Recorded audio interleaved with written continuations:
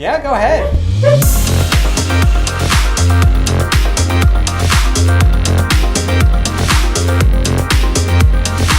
time on Millennial Matters. We're talking about apartment complexes, influencers, and sellers spying on buyers that might be buying their home.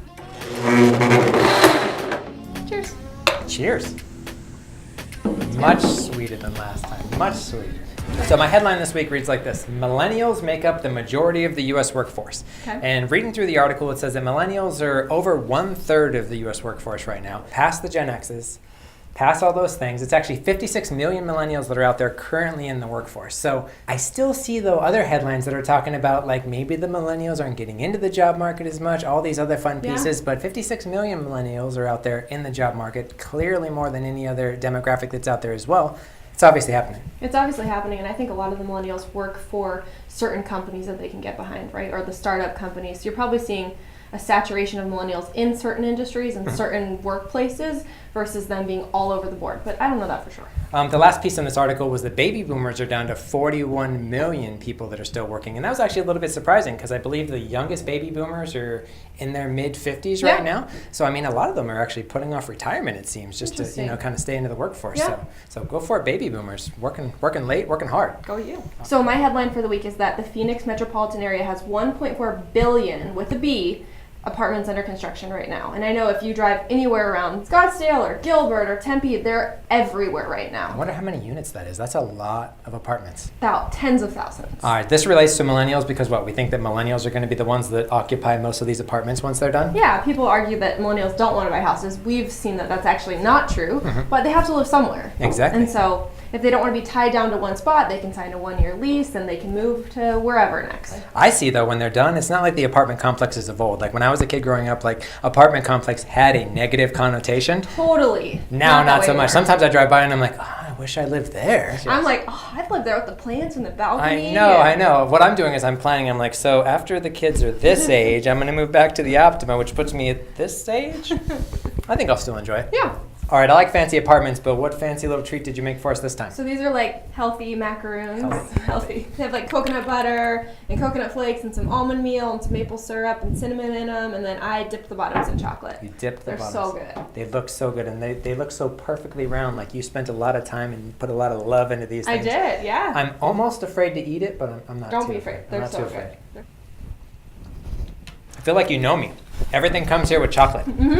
That is really good. But did you know that 15% of Americans have used their home surveillance systems to spy on buyers that are potentially buying their home? So open house is going on, something's going on. People are using their home surveillance systems to listen in. I totally believe it. You believe it? Oh, I was just at a house the other day, and the cameras were rolling as the inspection was happening. See, and we've got cameras all around here too, and they've got the little red dot or green dot or whatever. It's like, I'm rolling. So if you're a buyer, you're walking through the house, you see the little red dot, you are being spied on. So that's 15%. Yeah. This same article, though, when I pulled this info from, said that 70% of the people that were polled said that they would spy if the house already had those things. So the only reason the other, 56% or 60% of people aren't spying is because the cameras aren't in there yet. But once every home has these Wi-Fi cameras, better watch what you're doing. You better watch what you're doing, watch what you're saying. Okay, so what's your trending topic for this week? So my trending topic for this week is about wellness, and it's such a buzzword right now. #wellness. #wellness. I know you and I are both into fitness and drinking green smoothies and like eating healthy treats. And or healthy treats, apparently. Healthy treats. And I think a lot of it has to do with that millennials are eating a lot better and they're a lot more knowledgeable about what they're putting in their body and what they're consuming than any other generation before them. See, and I'm gonna play devil's advocate just a tiny little bit, Okay, because I've got a lot of millennial friends, and so we cook at home. My wife, thank God, she cooks almost everything we eat, and I bring stuff to work. I know you cook a lot because I follow your Instagram too, but I don't know too many of my other millennial friends that actually cook at home. They do order out. They order out a lot, and they don't order out like my parents used to. Like none of them are ordering out like Pizza Hut or something like that. They're ordering out to nice places. Yeah, that I think is a little bit healthier, but it's not like they're making their food from scratch like so many other people. They're not. No, they're not making their food from scratch, and even on your ordering out, I just heard this thing on a podcast the other day that bigger restaurants that aren't, Domino's Pizza have seen a 20% increase in their takeout business because of us millennials who don't want to cook, who are ordering out, but don't want to eat takeout pizza. Yeah.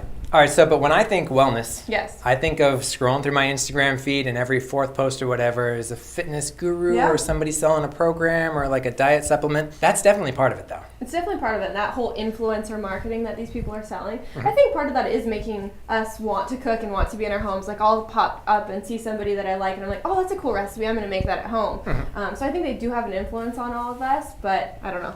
I'm influenced by it because if I scroll by and I see like an awesome dish that somebody Yeah. made, or even like in your stories or whatever, I screenshot that. I send it to my wife with like this emoji, and I'm like, Please make please, this. please, like I'll buy whatever we need to on the way home as far as ingredients. Like if you can make this happen, like because the second I see it, I want it. You want it, yeah. Yeah. They do a good job of that. Yeah, they're smart. So you influencers are definitely influencing what I eat for dinner some Yeah. nights. All right, we may not be influencers or spies. But we're great at helping you buy, sell, or finance a home. All right, catch us next time on Millennial Matters. Bye. Time to finish off this here smoothie.